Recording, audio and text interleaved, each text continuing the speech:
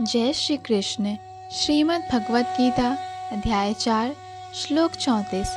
तद्विद्धि प्रणिपातेन परिप्रश्नेन सेवया उपदेक्ष्यन्ति ते ज्ञानम ज्ञानिनस्तत्त्वदर्शिनः। तुम गुरु के पास जाकर सत्य को जानने का प्रयास करो, उनसे विनीत होकर जिज्ञासा करो और उनकी सेवा करो। स्वरूप सिद्ध व्यक्ति तुम्हें ज्ञान प्रदान कर सकते हैं, क्योंकि उन्होंने सत्य का दर्शन किया है। अर्थात निसंदेह आत्म साक्षात्कार का मार्ग कठिन है, अतः भगवान का उपदेश है कि उन्हीं से प्रारंभ होने वाली परंपरा से प्रामाणिक गुरु की शरण ग्रहण की जाए।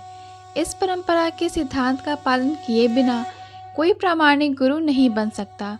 भगवान आदि गुरु हैं, अतः गुरु परंपरा का ही व्यक्ति अपने शिष्य को भगवान का संदेश प्रदान कर सकता है। कोई अपनी निजी विधि का निर्माण करके स्वरूप सिद्ध नहीं बन सकता, जैसा कि आजकल के मूर्ख पाखंडी करने लगे हैं। भागवत का कथन है, धर्मम तो साक्षात भगवत प्रणीतम। धर्म पथ का निर्माण स्वयं भगवान ने किया है, अतएव मनोधर्म या शुष्क तर्क से सही पथ प्राप्त नहीं हो सकता।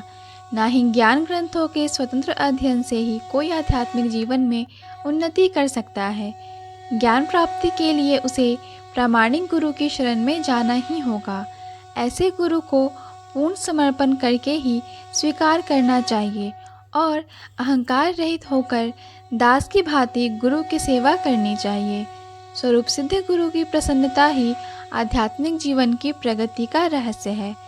जिज्ञासा और विनीत भाव के मेल से आध्यात्मिक ज्ञान प्राप्त होता है। बिना विनीत भाव तथा सेवा के विद्वान गुरु से की गई जिज्ञासाएं प्रभावपूर्ण नहीं होंगी। शिष्य को गुरु परीक्षा में उत्तीर्ण होना चाहिए और जब गुरु शिष्य में वास्तविक इच्छा देखता है तो स्वतः ही शिष्य को आध्यात्मिक ज्ञान का आशीर्वाद देता है। इस श्लोक में अंधानुगमन तथा निरर्थक जिज्ञासा इन दोनों की भर्त्सना की गई है।